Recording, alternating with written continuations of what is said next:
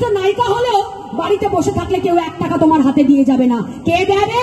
মমতা বন্দ্যোপাধ্যায় দেবে।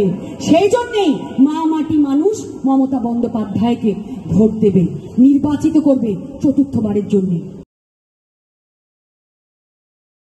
তারা সোজা পথে ঢুকতে পারে না, তারা রাজনৈতিক ময়দানে তাকে হারাতে পারে না।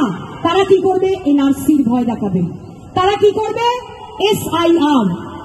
আমাদের জেনারেল সেক্রেটারি, আমাদের যুব আইকন অভিষেক বন্দ্যোপাধ্যায় তিনি বলেছেন যে SIR-টা হচ্ছে সাইলেন্ট ইনভিজিবল রিগিং। RSS এর এবং বিজেপি এটা ব্যাকডোর দিয়ে ঢুকে মানুষকে গ্রাস করার একটা চক্রান্ত। একটু আগে আশিস স্যার বললেন যে আমাদেরকে সতর্ক থাকতে হবে। বলি, একটা বৈধ ভোটারের যদি নাম বাদ গেছে, আমরা সবাই মিলে এই বিজেপি এবং কেন্দ্র সরকারের বাড়ি যেখানে যেখানে তারা থাকে, আমরা মা মাটি মানুষ মিলে, তৃণমূল কংগ্রেসের কর্মীরা মিলে ঘেরাও করব। আপনারা দেখছেন বিহারে কি হচ্ছে। কি দরকার ভোট করার? এইভাবে যদি ভোট করতেই হয়, এটা কিসের গণতন্ত্র আমি জানতে চাই। এটা কিসের ভোটাধিকার প্রয়োগ করা আমি জানতে চাই। বাংলায় এইসব নাটক আমরা করতে দেব না।